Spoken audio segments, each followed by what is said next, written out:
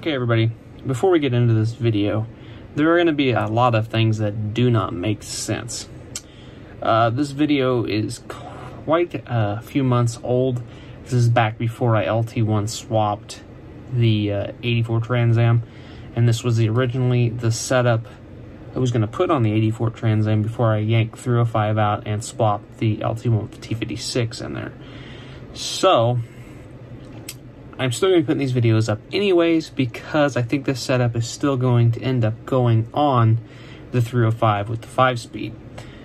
That being said, I have a car that it potentially is going to go into, so we'll see how that goes. But I have two videos that this is going to pertain to. I have two videos already done up and recorded for this setup from months prior, and then I ended up changing my plan on the LT1 and T56 and put that in the Trans Am instead. So now I have the 305 and T5 to put in something. And if you guys know, in my past videos, I had a 1984 Berlinetta Camaro, a brown one. I still have that car, and it's currently going to make a return.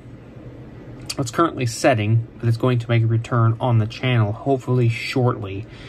I'd like to get to it possibly this year, and I think this TPI setup would be a pretty nice setup for that car. So we will see, and yeah, so enjoy the video. What's up, everybody? I've got the LT1 done. This is the main focus of this video. I just wanted to show you what this bad boy looked like, all painted up, intake on, and long tubes all header wrapped, plug wires on, new distributors on. I wish these were a little hooked up tighter, which I'm thinking about building me a little bracket to hold them, just to make them look a little better. But this isn't the elbow I'm going to be using. It might be for the time being till I get the newer elbow and build my intake. But I'm going to clean it up if I do end up using it for a while anyways, because it's kind of dirty. Right now it's just on there to keep dirt and debris from going into the intake manifold.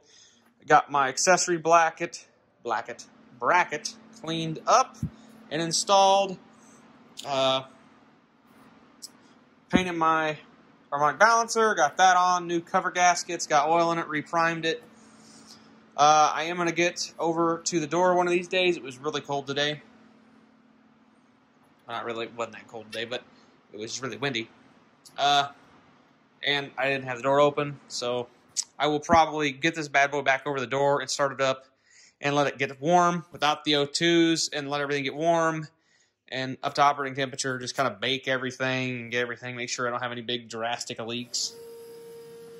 And of course, my heater decides to turn on. That's nice.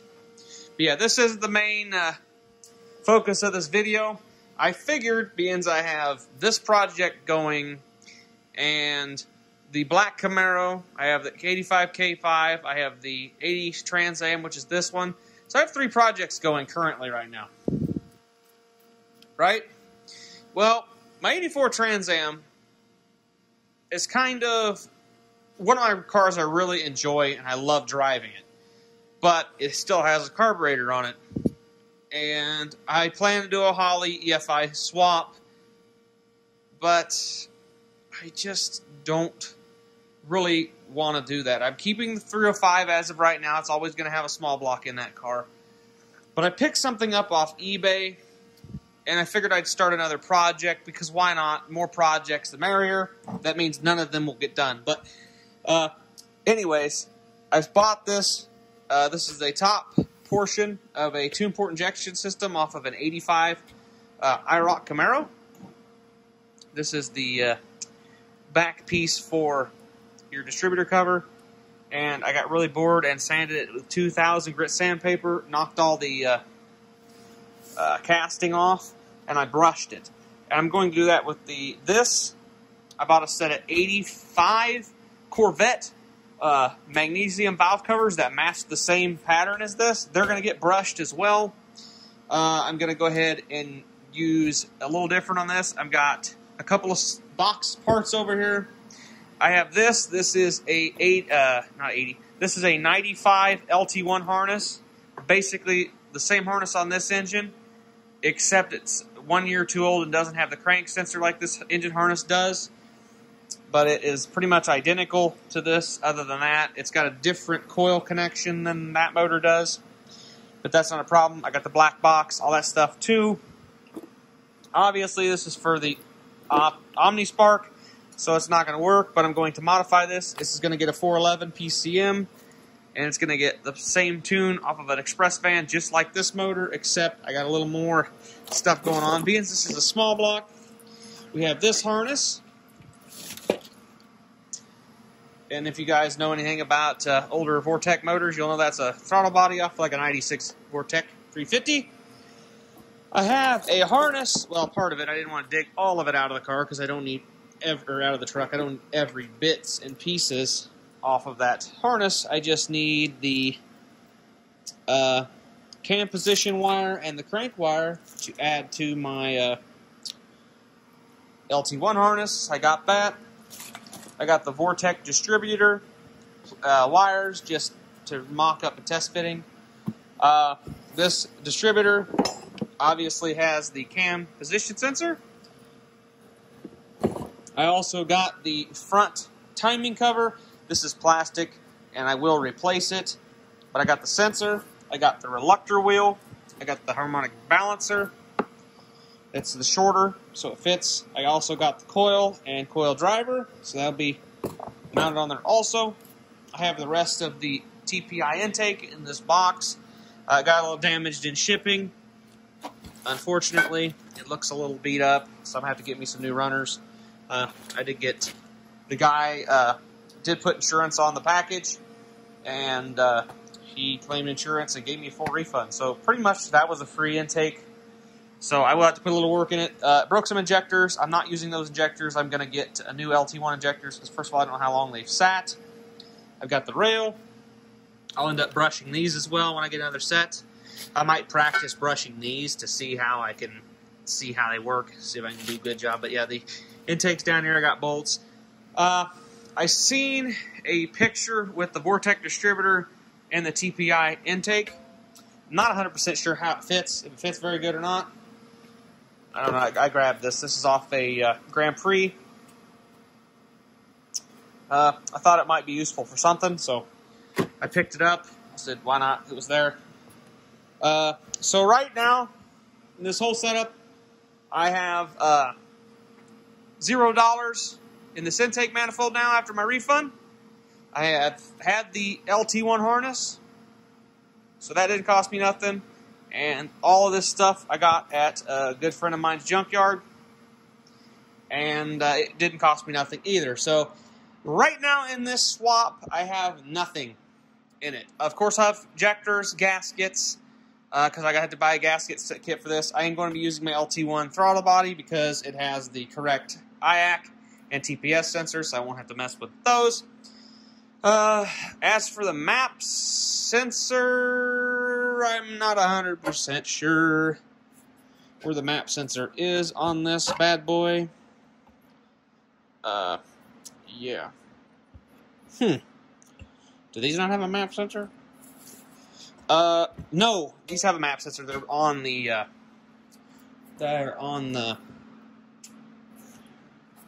mounted on the, off to the side, so I'll just have to grab, actually I grabbed the map sensor out of the,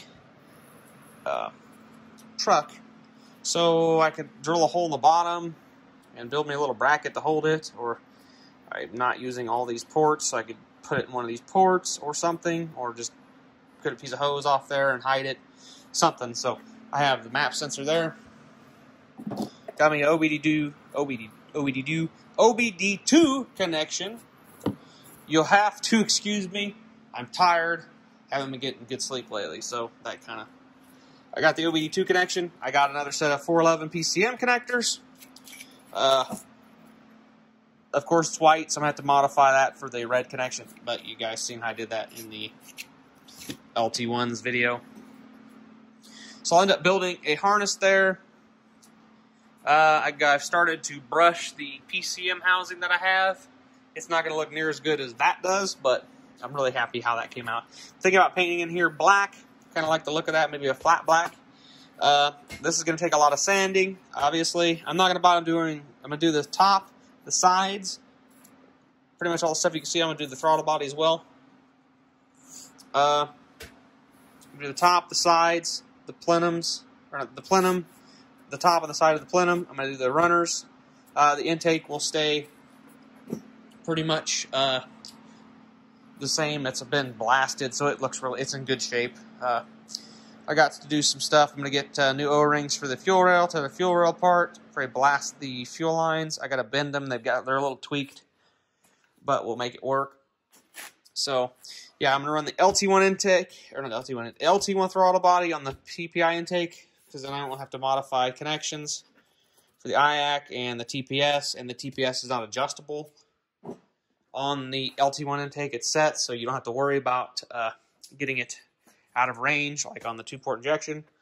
But yeah, I had to get some screws for that because I didn't have them, so I just used my Allen head stainless screws, and they look good. That polished looks really nice, guys. That brushed, not polished, that brushed look looks good. I'm gonna match my wheels too, so that's kind of nice. So yeah, that's what I'm doing right now. So that'll be kind of a fun swap.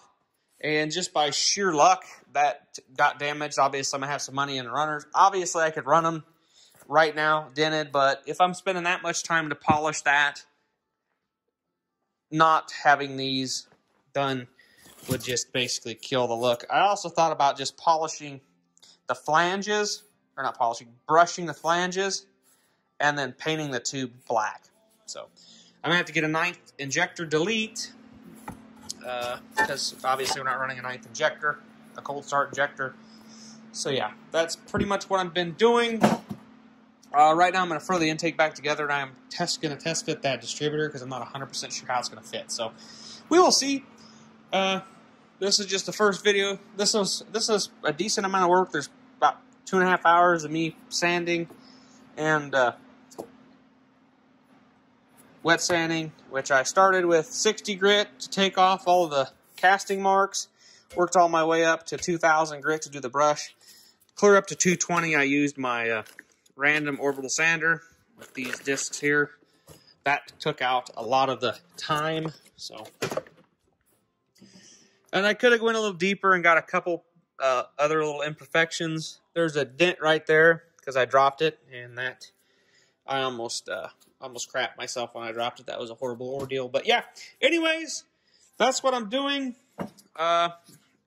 Decided the 3 projects weren't enough, so I figured I'd throw the Trans Am in there, even though it was kind of on the list of stuff, but on the back burner, because I got a whole bunch of parts setting in my garage at home for it. So it has, I got a stereo system I'm going to do in it.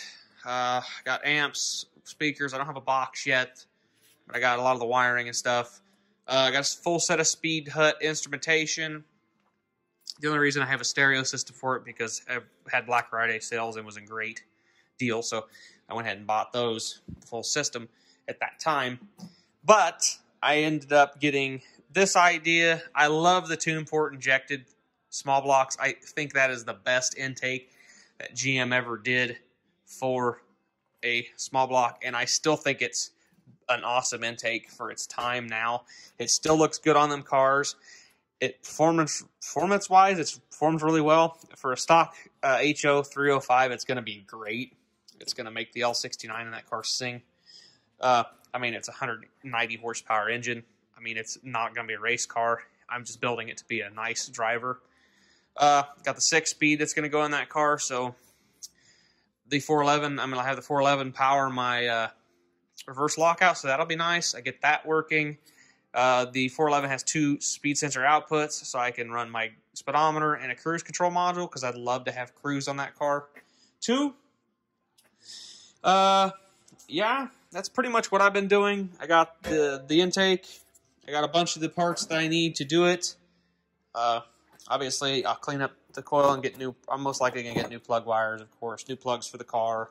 I want to do headers, do some mid-length headers, because my exhaust manifold Y pipe is cracked and I've got exhaust leaks, and I'm going to have to be welding in O2 bungs.